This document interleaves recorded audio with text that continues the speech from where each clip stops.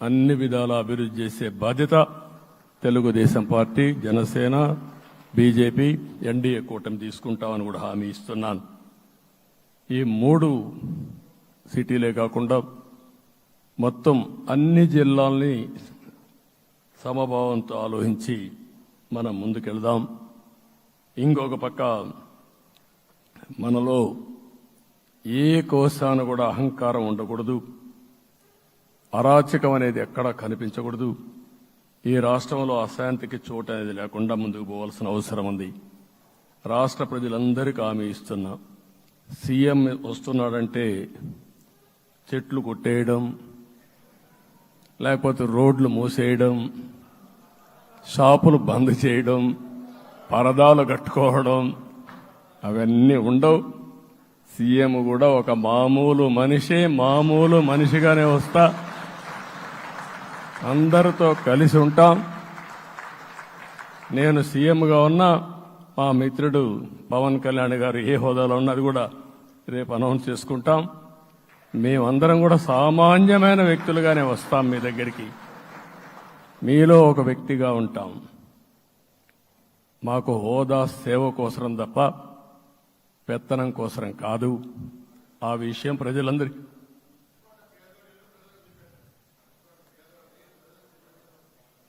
అవన్నీ చేస్తాం. ఇంకొక పక్కన నిన్న మొన్న నేను వస్తానంటా ఉంటే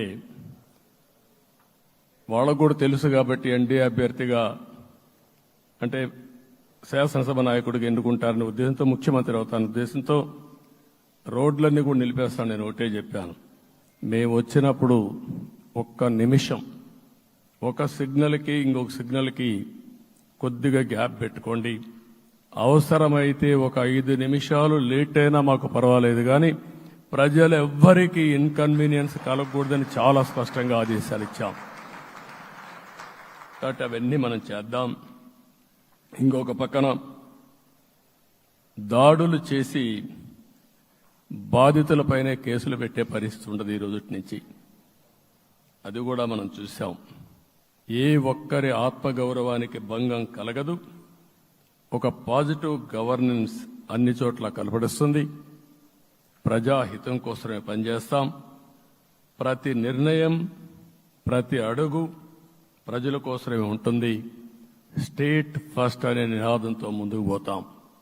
ఈరోజు మేము ముగ్గురం కూడా ఢిల్లీలో వెళ్ళినప్పుడు కూడా మా ఆలోచన ఈ రాష్ట్రం ముందుండాలనే ఉద్దేశంతోనే ముందుకు పోయాం. అదే సమయంలో ఈరోజు మన రాష్ట్రానికి కూడా సముచితమైన గౌరవం. 3 మంత్రులు కేంద్రంలో మన వాళ్ళు ఉండే పరిస్థితికి వచ్చారు. ఒక పక్కన రామ్మోహన్ నాయుడు శ్రీకాకుళం ఎంపీ, ఆయన కేంద్రంలో మంత్రి పదవి, కేబినెట్ పదవి వచ్చింది. ఇంకొక పక్కన పెంబసాని చంద్రశేఖర్కి స్టేట్ మినిస్టర్గా ఎంఓఎస్ కింద ఇచ్చారు. మూడోది కూడా ఒక సామాన్యమైన కార్యకర్త Srinivasa Varma, Narasapur MP, BJP MP, ఈరోజు కేంద్రంలో మంత్రి స్థానం వచ్చింది. ఓసారి బీజేపీలో కూడా ఇది ఒక ప్రత్యేకత. ఆయన ఎంపీ ఇచ్చినప్పుడు నాకే ఆశ్చర్యం వేసింది. ఒక మామూలు వ్యక్తి ఎంపీ ఇచ్చారు. అప్పుడు ఆలోచించినప్పుడు నేను ఫస్ట్ మీటింగ్ పోతే వచ్చాడు. వచ్చినప్పుడు నేను ఎంక్వైరీ చేస్తే ఆయన స్ట్రాంగ్గా పార్టీ కోసం పనిచేశాడు. ఒక పార్టీ కార్యకర్తను గుర్తించిన పార్టీ భారతీయ జనతా పార్టీ. అది కూడా తెలుగుదేశంలో కూడా చేస్తున్నాం, జనసేనలో కూడా చేస్తున్నాం. వారి యొక్క ప్రత్యేకత. ఈరోజు నిన్న కూడా మనం అందరం చూస్తే మోదీ గారు మొన్నే మీటింగ్ అయినప్పుడు చూశాం, ఆయన స్పీచ్ను కూడా చూశాం. నేను కూడా చాలా స్పష్టంగా చెప్పాను, 10 సంవత్సరాల మోడీ గారి పరిపాలన దేశ ప్రతిష్ట పెంచింది. ప్రపంచంలోనే భారతీయులకు గుర్తింపు వచ్చింది. 11వ స్థానంలో ఉన్న ఆర్థిక వ్యవస్థ ఈరోజు 5వ స్థానానికి తీసుకొచ్చారు. ఇంకొక పక్కన